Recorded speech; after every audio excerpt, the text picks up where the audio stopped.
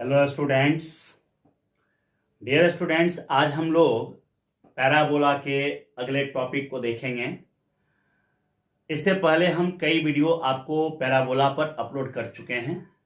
आज हम जिस टॉपिक को पढ़ाने वाले हैं उसको देखिए क्या है। Some important facts about tangents to the parabola. Parabola पर जो हम टेंजेंट खींचते हैं उससे रिलेटेड हम कुछ महत्वपूर्ण तथ्यों को देखेंगे कि क्या क्या उसमें होता है टेंजेंट से रिलेटेड। तो ये सभी जो तथ्य हम आपको बता रहे हैं ये ऑब्जेक्टिव है। एक तरह से ये क्वेश्चन डायरेक्ट क्वेश्चन के तौर पे आता है। कई बार क्वेश्चन को बनाने में हेल्प करता है और कई बार खुद क्वेश्चन के तौर पे आ जाता है। तो आइए हम लोग इसको देखते हैं। सबसे पहला जो नोट है, हमारा जो चर्चित पैराबोला है वह है y² = 4ax और उसी के बारे में हम ज्यादा डिस्कस करेंगे। तो सबसे पहला है any straight line y = mx + c touches the parabola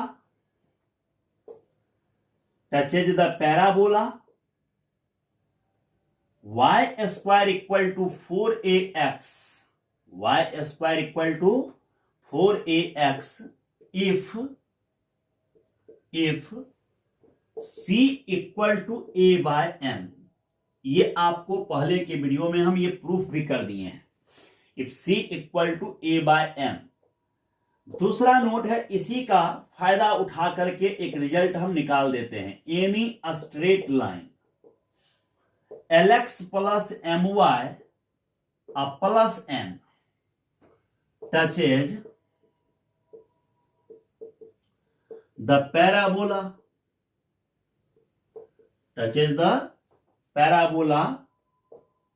y² = 4ax if।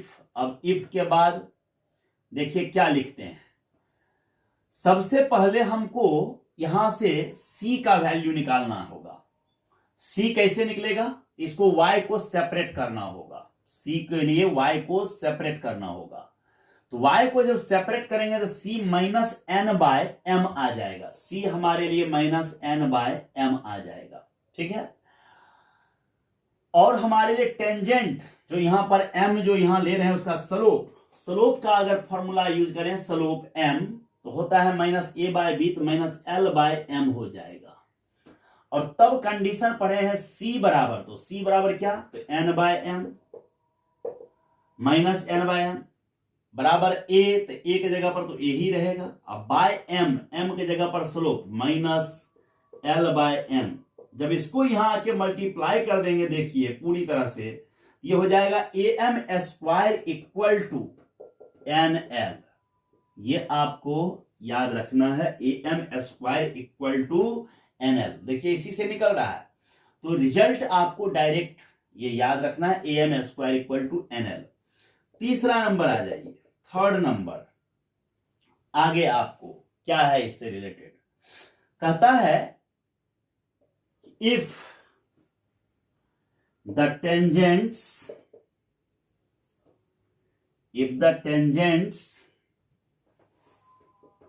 at the points t1 and t2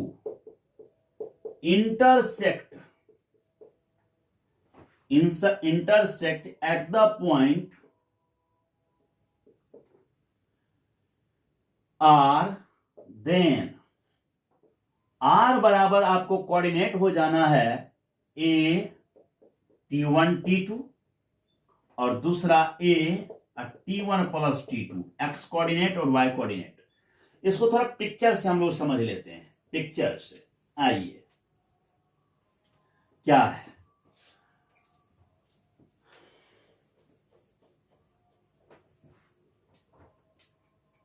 हम लोग इसको पिक्चर से देखते हैं। कहता है कि कोई पैराबोला हमारे पास y² = 4ax है। y² = 4ax। आपको हम इसमें समझाए हैं कि t का मतलब क्या होता है। y square equal to 4ax में आपको हम समझाए हैं कि t का मतलब क्या होता है। t किसको कहते हैं? t बराबर at स्क्वायर कोमा 2at होता है। अगर हम t1 कहते हैं t1 तो इसका मतलब क्या होता है? a t1 square coma 2at1 होता है ये। ठीक उसी तरह अगर t2 ले ले तो क्या लिखेंगे? a t2 स्क्वायर और 2at2।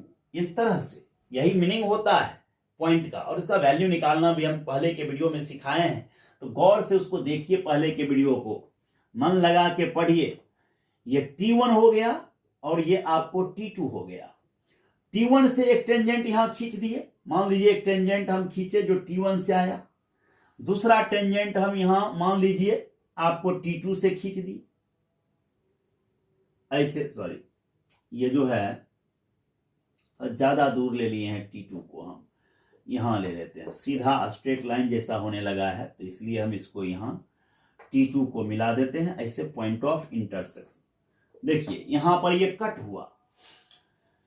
अब ये जहां कट हुआ है, अब t2 का मीनिंग ये होता है, t1 का मतलब ये होता है। अब ये जहां कट हुआ ये r हो गया, मान लीजिए इसको हम इससे ऐसे इधर मन करे तो मिला दीजिए, नहीं मन करे तो मत मिलाइए, कोई प्रॉब्लम है नहीं। इसका नाम अगर p पॉइंट दे दें, इसका नाम हम q दे दें। और t2 तो कोऑर्डिनेट है, t2 का मतलब ये कोऑर्डिनेट हो गया, t1 का मतलब ये कोऑर्डिनेट हो गया। अगर इस pq को मिला दें तो यहां से हमारे पास एक ट्रायंगल भी बन रहा है। लेकिन सबसे पहले ये जानना है कि r का कोऑर्डिनेट क्या होगा। तो r का कोऑर्डिनेट बड़ी आसानी से निकलेगा। ये दोनों पॉइंट, फर्स्ट पॉइंट का ज्योमेट्रिक मीन निकाल दीजिए, तो मतलब ज्योमेट्रिक दोनों को गुना करके रूट ले लेना, ये आपको आएगा at1 t2, at1 t2। क्या क्या रिजल्ट निकल सकता है यहां से सीखिए। at1 t2, दूसरा सुनिए, और at1 प्लस t2, तो ये तो निकल गया पॉइंट ऑफ इंटरसेक्शन। देखिए नोट नंबर 3 है, लेकिन इससे हम इसी नोट नंबर 3 में आपको हम 2-3 बात पढ़ा दे रहे हैं। अब यहां पे ये जब मिल गया और आपसे अगर पूछ दे कि एरिया ऑफ ट्रायंगल PQR क्या होगा, एरिया ऑफ ट्रायंगल PQR ये क्या होगा, तो ये तीसरा नोट एक तरह से हमारे लिए इसमें हो जाएगा। हम यहीं पर सीधे लिख देते हैं तीसरा note, area of triangle PQR क्या हो जाएगा, हाफ a स्क्वायर और t1 माइनस t2 का होल क्यूब। थोड़ा इसको मॉडुलस में ले लीजिएगा, इसलिए ले लीजिएगा क्यों, निगेटिव कभी नहीं होता है, एरिया पॉजिटिव है। Half a square t1 minus t2 का होल क्यूब, ऐसे दे दिए, ये एरिया निकल गया। इसी से चौथा नोट भी निकल सकता है। क्या निकल सकता है, सो देखिए, अगर इसके बीच का ये एंगल थीटा है, चौथा नंबर यहां से ये इसके बीच का एंगल क्या है, थीटा है, तो थीटा है तो टेन थीटा का फॉर्मूला यहां पर टेन थीटा बराबर आपको जो है ये क्या निकल जाएगा, सीधे सीधे मॉडुलस एक्यूट एंगल के लिए, फॉर एक्यूट के लिए लिख देते हैं, एक्यूट मतलब न्यून कोण के लिए, तो modulus t1 minus t2 divided 1 plus t1 into t2 हो जाएगा। ठीक है, ये निकल गया। अगर आपको याद होगा इक्वेशन तो सीधे ऐसे लिखते थे, t1y बराबर x प्लस at1 स्क्वायर। इधर का लिखेंगे इक्वेशन इसका तो t2y x plus at2 square लिखाएगा। जब इसमें अगर हम स्लोप m1 निकाल दे, पहला स्लोप, तो ये आएगा 1/t1। इसमें अगर m2 निकाल दे, m2 तो ये आ जाएगा 1/t2। तो परपेंडिकुलर पैरेलल होने के लिए क्या होता है कि दोनों बराबर होना चाहिए, तो फॉर पैरेलल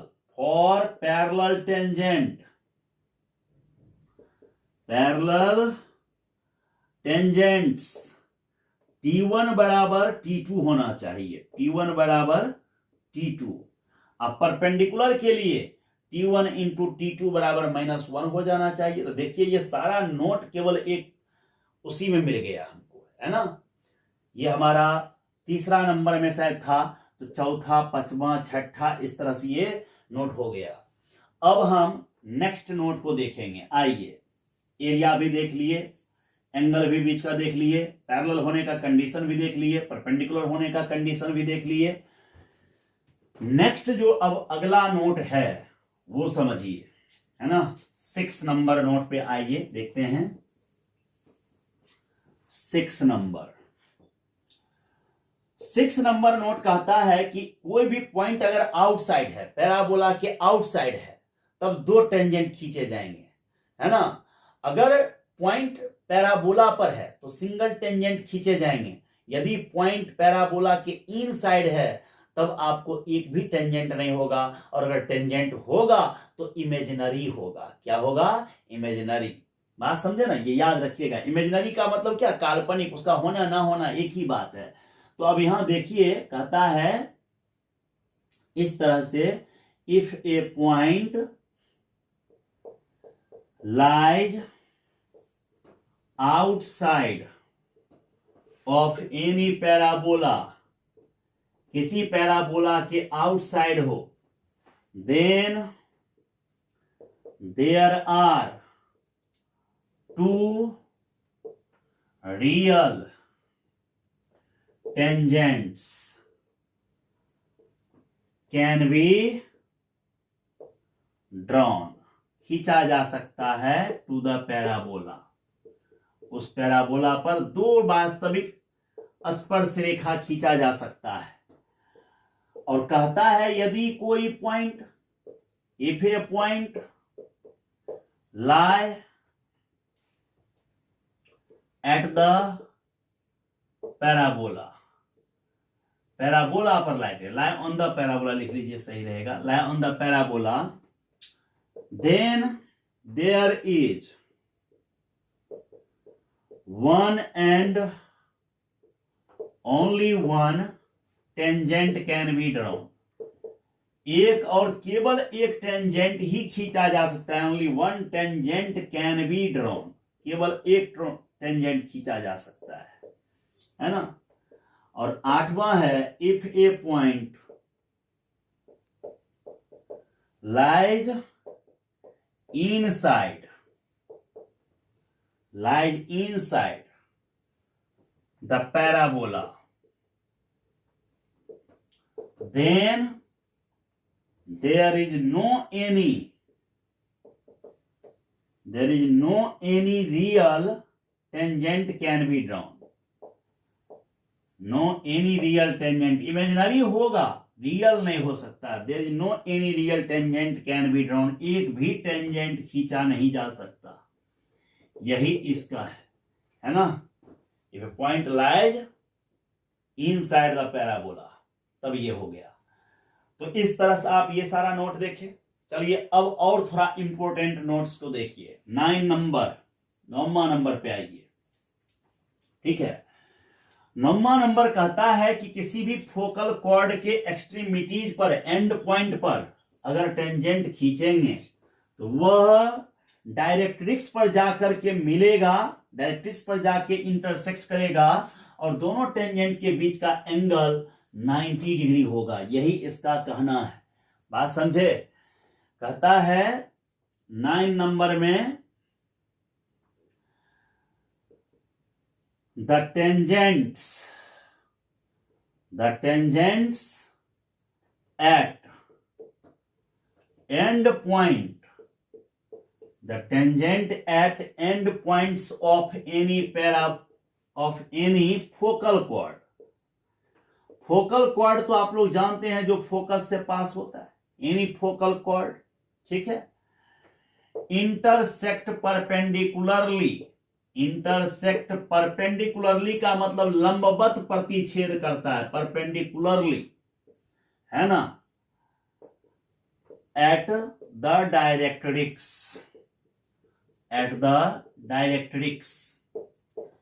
मान लीजिए कि कोई पैराबोला हम ऐसे खींच दिए। अब इसका डायरेक्ट्रिक्स तो यहां है। मान लीजिए ये इसका फोकस है, ये इसका फोकल कॉर्ड है, फोकल कॉर्ड। अब इस पर से टेंजेंट खींचे, यहां आया, और यहां से भी खींचे, यहां गया, है ना, टेंजेंट दोनों जगह से। ये फोकल कॉर्ड है। तो कहता है फोकल कॉर्ड के अंतिम बिंदु पर, फोकल कॉर्ड के अंतिम बिंदु पर जो खींचेंगे स्पर्श रेखा वो जाके डायरेक्ट्रिक्स पर मिलेगा, और जहां मिलेगा वहां 90 डिग्री का एंगल बनेगा। कितना बनेगा? 90 डिग्री का एंगल। बात समझे? ये देख लीजिए, ये इसका पिक्चर हो गया जो लिखे हैं सो। 10 नंबर कहता है कि यदि आप कोई टेंजेंट खींचते हैं और टेंजेंट जैसे ये स्पर्श रेखा खींचे, तो इससे जो पॉइंट, इस पॉइंट से जो फोकल कॉर्ड पास हो रहा है, फोकल कॉर्ड एस से, फोकस से वो, और यहां से जो परपेंडिकुलर ड्रॉ करते हैं इस पर डायरेक्ट्रिक्स पर 90 डिग्री, तो जितना एंगल इधर का होता है उतना ही एंगल इधर का होता है, मतलब ये इसको बाइसेक्ट करता है। एनी टेंजेंट 10 नंबर अगर हम कहें तो हम कह सकते हैं कि एनी टेंजेंट, है ना, एनी टेंजेंट बाइसेक्ट्स, समद्विभाजित करता है the angle between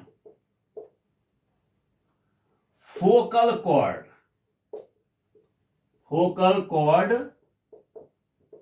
through the point of contact.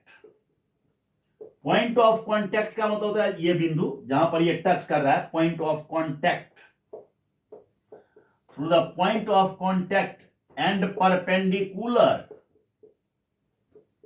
Perpendicular, ठीक है, परपेंडिकुलर फ्रॉम द पॉइंट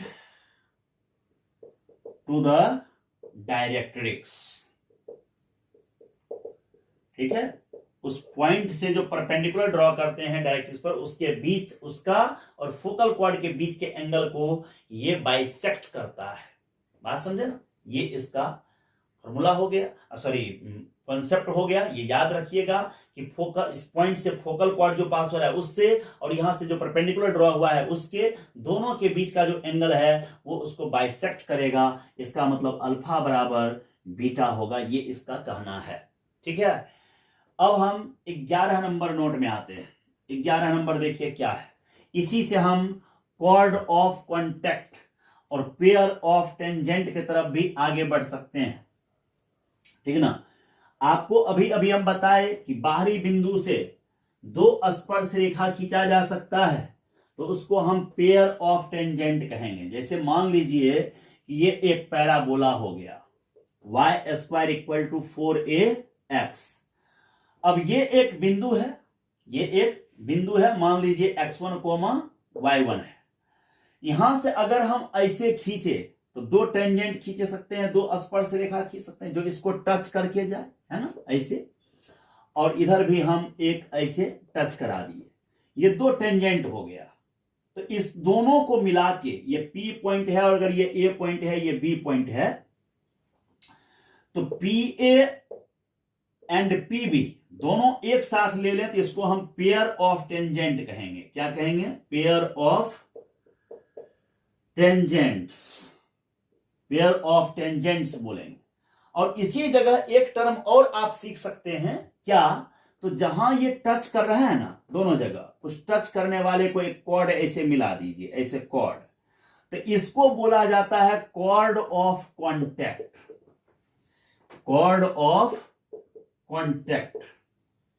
मजे की बात यह है कि इसका इक्वेशन भी वही होता है जो टेंजेंट का इक्वेशन होता है। टेंजेंट का इक्वेशन होता था ना, y1 बराबर 2ax प्लस x1, तो कॉर्ड ऑफ कॉन्टैक्ट का भी इक्वेशन वही होगा, लेकिन दोनों में थोड़ा फर्क है। टेंजेंट वाला में जाके देखिएगा, पीछे आपको बताए हुए हैं टेंजेंट के बारे में वीडियो में, तो टेंजेंट उसमें हम बताए हैं कि टेंजेंट में x1 y1 पैराबोला पर होता था। कॉर्ड ऑफ कॉन्टैक्ट के लिए x1 y1 कहां है? यहां है। अब पोलर का भी इक्वेशन, पोलर क्या होता है आगे बताएंगे, पोलर का भी इक्वेशन यही होता है, लेकिन उसमें पॉइंट का पोजीशन कहीं और होता है। बात समझे ना? तो पॉइंट के पोजीशन का फर्क है, इक्वेशन सबका सेम है। अब आइए पेयर ऑफ टेंजेंट, तो इसका फॉर्मूला होता है, इक्वेशन होता है, आपको इसका जब इक्वेशन का बात करिएगा आप पेयर ऑफ टेंजेंट का, तो इसे होता है S1 बराबर T²। S1 सभी कोनिक के लिए यही होता है, पैराबोला हो, सर्कल हो, इलिप्स हो, हाइपरबोला हो, सब में पेयर ऑफ टेंजेंट का फॉर्मूला यही होता है एस एस वन बराबर टी स्क्वायर। बस एस और एस वन का मीनिंग चेंज होता है, टी का मीनिंग चेंज होता है, बस खाली इक्वेशन। तो देखिए इक्वेशन क्या है, यहां पर एस का मतलब पैराबोला है, एस बराबर वाई स्क्वायर माइनस 4ax हो गया एस का मीनिंग। एस वन का मतलब y1 स्क्वायर माइनस 4ax1 हो गया, और t का मतलब हो गया y1 ये वाला इक्वेशन माइनस 2a ब्रैकेट का अंदर x प्लस x1, ये पूरे को हम लेंगे t, है ना। अब इसको सबको यहां पुट कर दीजिए तो आपको पेयर ऑफ टेंजेंट का इक्वेशन निकल जाएगा। तो देखिए यहां कितना नोट हमको मिल गया, पेयर ऑफ टेंजेंट मिल गया, कॉर्ड ऑफ कॉन्टेक्ट मिल गया। कभी कभी हमको ये एरिया पूछ देगा एपीबी का, एरिया ऑफ ट्राइंगल एपीबी। तो एरिया ऑफ ट्राइंगल एपीबी का फॉर्मूला देख लीजिए, यहां लिख देते हैं एरिया ऑफ ट्राइंगल एपीबी, बड़ी इंपॉर्टेंट फॉर्मूला है। तो देखिए कैसे होगा, ये हो जाएगा आपको y1 स्क्वायर माइनस 4ax1 पर पावर, ठीक है, 3/2 डिवाइडेड 2a, यहां पर आपको 2a है divided 2a, y1 square minus 4ax1 पर पावर 3/2 डिवाइडेड 2a। अगर पॉइंट लेके दे दिया बाहरी, सीधे एरिया पूछ दिया तो सीधे पुट कर दीजिए पैराबोला में, पावर 3/2 डिवाइडेड 2a, बस एरिया ऑफ ट्राइंगल ये मिल गया। देखिए ये भी बहुत इंपॉर्टेंट नोट है। कई बार आपको AB का लेंथ पूछ देगा, AB का लेंथ, तो AB का लेंथ भी बड़ी आसानी से, ये कॉर्ड ऑफ कॉन्टेक्ट का लेंथ, तो 1/मॉडुलस A under root y1 square minus 4ax1 bracket के अंदर into y1 square plus 4a square, ये आपको फॉर्मूला हो गया किसका, इस AB कॉर्ड का। तो देखिए एक इसी में कितना बात आपको लिख दिए, फर्स्ट, सेकेंड, थर्ड, ठीक है, फोर्थ, ये इस तरह से आपको 4 नोट इसमें दिख रहा है टोटल, ठीक है। तो आप इसको याद रखिए, ये पेयर ऑफ टेंजेंट आ गया, कॉर्ड ऑफ कॉन्टेक्ट आ गया, एरिया ऑफ ट्रायंगल आ गया, length of chord of contact आ गया, सारा मैटर इस पिक्चर में आपको आ गया। तो ये आपको हम बताए किससे रिलेटेड, आपको हम टेंजेंट से रिलेटेड फैक्ट्स के बारे में बहुत हद तक आपको हम इसमें बता दिए। बहुत कुछ और भी है लेकिन उतना ज्यादा हम वीडियो में आपको नहीं बता रहे हैं, बहुत सारी चीजों को हम बाद में एक्सप्लेन करेंगे, कभी मौका मिला तो। लोकस से रिलेटेड, टेंजेंट की लोकस से रिलेटेड बात है, डायरेक्टर सर्कल से रिलेटेड बात है, बहुत सारी चीजें हैं तो जिस पर हम डिस्कस आगे करेंगे, ठीक ना। फिलहाल इतना आप याद रखिए और क्वेश्चन बनाने के दौरान और भी बातों को हम बताएंगे। चलिए नेक्स्ट अब आगे हम देखते हैं। आगे अब हमारा जो टॉपिक आने वाला है वह है नॉर्मल टू द पैराबोला, ठीक है, the normal to the parabola. अब हम नॉर्मल के बारे में बात करेंगे। नॉर्मल मीन्स अभिलंब। चलिए आइए हम लोग इसको देखते हैं। टॉपिक अगला हमारा आया द नॉर्मल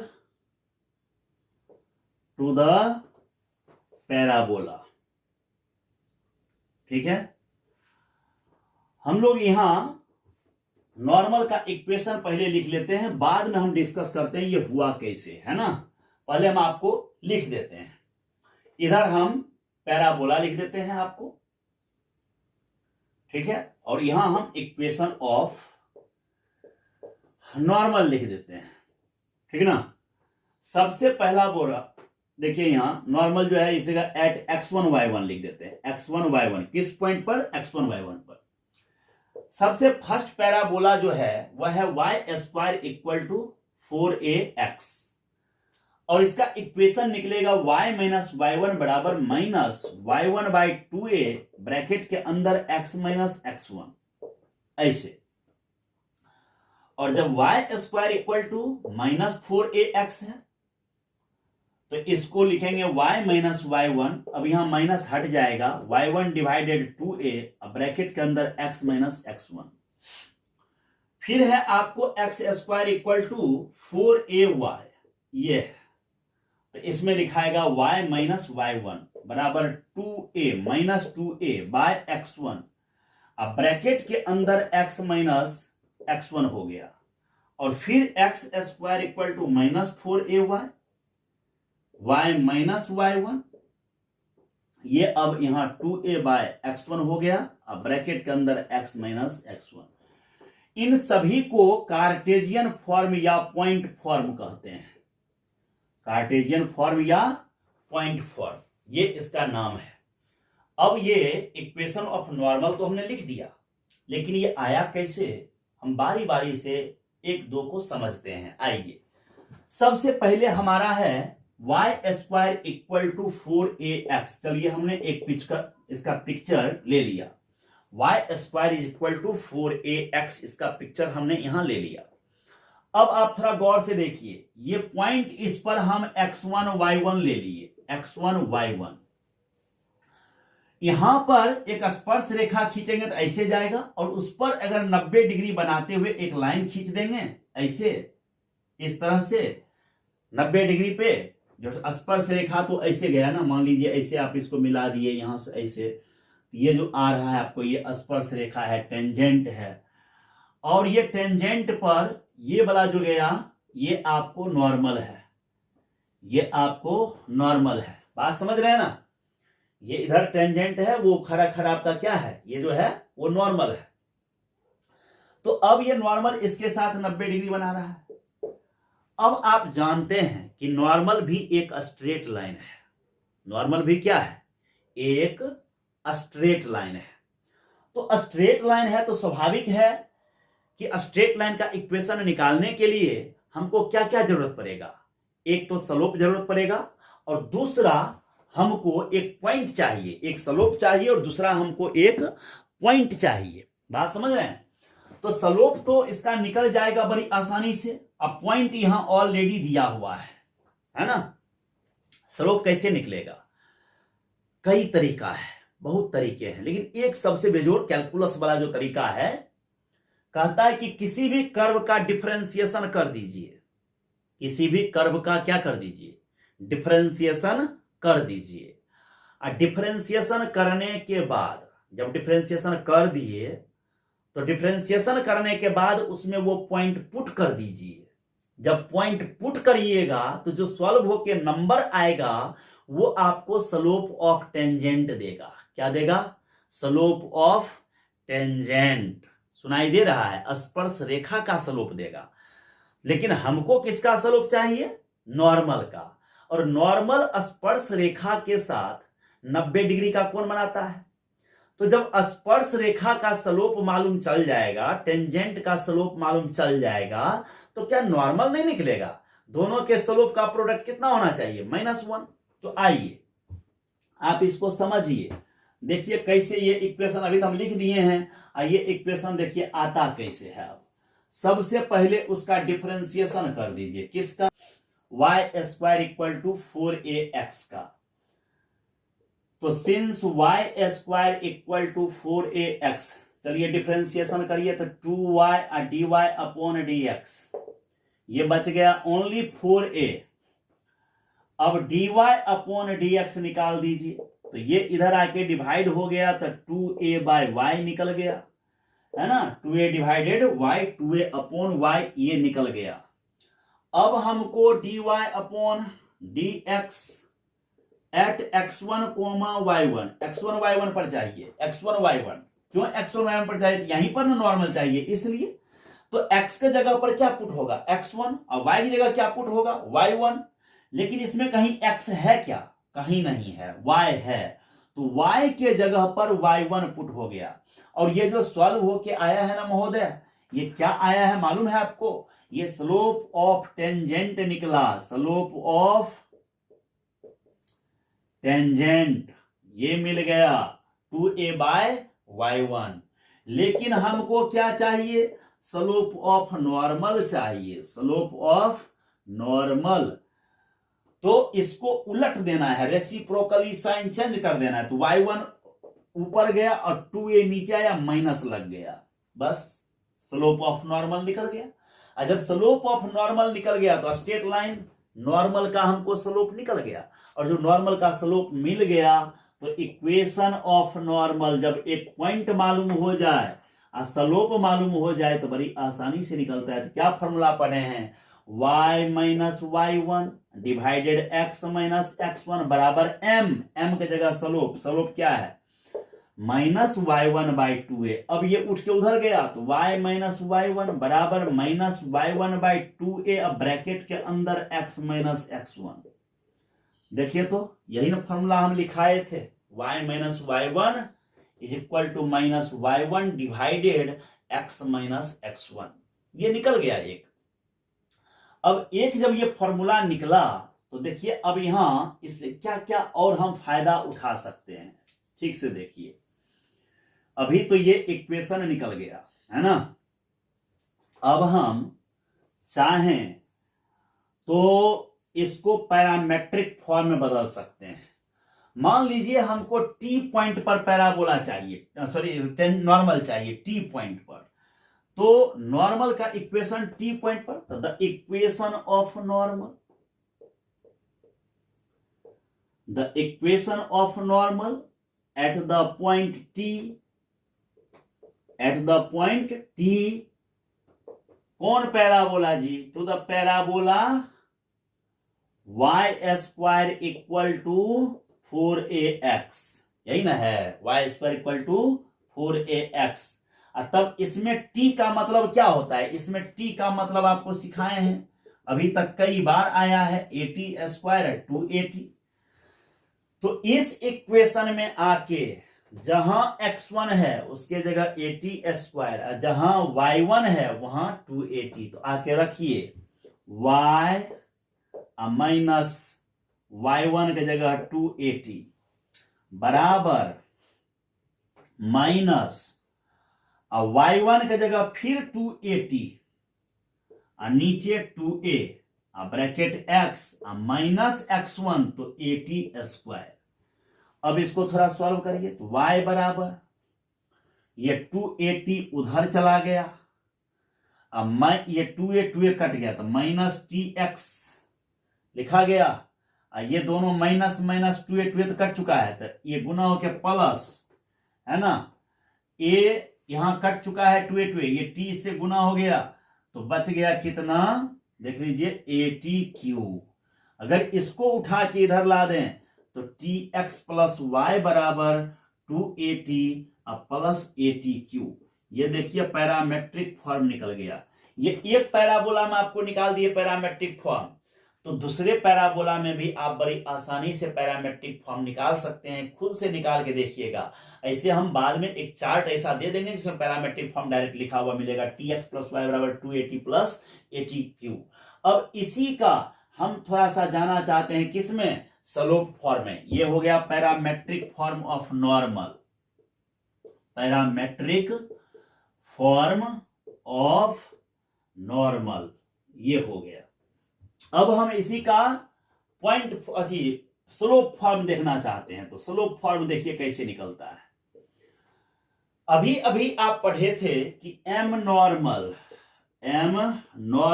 कितना आया था, माइनस y1 बाई 2a। अगर हम इसको m मान लें तो y1 कितना निकलेगा, सॉल्व करिए इधर से, माइनस 2am।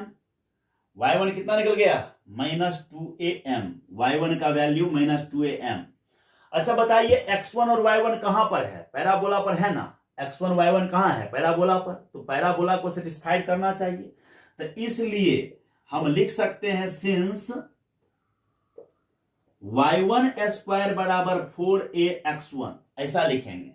अब y1 की जगह इसका होल स्क्वायर तो 4a स्क्वायर, 2 का square 4, a square m square 4ax1, 4a cut जाएगा तो x1 बराबर कितना हो गया, am स्क्वायर। तो अब बताइए पॉइंट क्या निकल गया, इसलिए अब पॉइंट सीधे हम लिखते हैं, पॉइंट हमारा ये m नॉर्मल तो हम लिख ही दिए थे यहां ऐसे, तो इसलिए पॉइंट हमारा क्या हो गया, पॉइंट जिसको फुट ऑफ नॉर्मल भी कह सकते हैं, पॉइंट ऑफ नॉर्मल चाहे फुट ऑफ नॉर्मल, क्या निकला है हमको, am square comma minus 2am लिख दिए। अब हमको चाहिए equation of normal, equation of normal, आइए इक्वेशन ऑफ नॉर्मल। तो ध्यान दीजिए y की जगह तो y1 आ गया, अब माइनस y1 की जगह -2am, तो माइनस माइनस प्लस 2am हो गया, बराबर माइनस y1 तो माइनस माइनस प्लस 2am हो गया, 2am के नीचे 2a, अब ब्रैकेट के अंदर x माइनस x1 की जगह am स्क्वायर। चलिए ये 2a तो कट गया। अब ये देखिए y बराबर ये m को गुना करिए mx, ये 2am उधर चला गया, माइनस 2am और ये m गुना होगा तो amq। ठीक है, अगर हम चाहें तो इस फॉर्मूला को चाहें तो ऐसे भी लिख सकते थे। देखिए यहां y बराबर, थोड़ा ध्यान से देखिए, इसको हम इधर लिख देते हैं, y बराबर माइनस tx, ये tx उठा के उधर, अब प्लस 2at प्लस atq। अगर ये देखें तो ये स्लोप फॉर्म ऑफ नॉर्मल है, ये स्लोप फॉर्म ऑफ नॉर्मल है, इसको स्लोप फॉर्म ऑफ नॉर्मल कहेंगे। इसमें और इसमें थोड़ा ही अंतर है, पैरामेट्रिक और स्लोप में थोड़ा अंतर है। अगर आप t की जगह पे माइनस m रख दीजिए तो ऊपर वाला आ गया, और ऊपर में m की जगह माइनस t रख दीजिए तो नीचे पैरामेट्रिक आ गया। तो y equal to mx minus 2am minus amq। अब एक चीज देखिए, y बराबर mx प्लस c होता है, तो y बराबर mx प्लस c की जगह कौन ले लिया ये।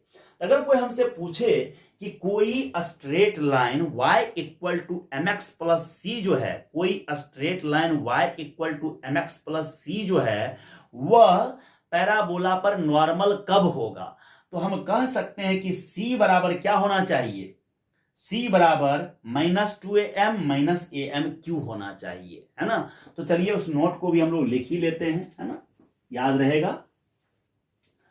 ये सब इक्वेशंस आपको याद होना चाहिए, एक जगह नोट कर लीजिएगा कॉपी पे, और नोट करने के बाद आप उसे याद कीजिए और तब प्रॉब्लम प्रैक्टिस कीजिए। ठीक है, तो सबसे पहले तो आइए हम इस पर डिस्कस करें। एक नोट लिख लेते हैं यहां, एक तरह से ये नोट हमारा हो गया, any straight line y equal to mx plus c will be will be normal to the parabola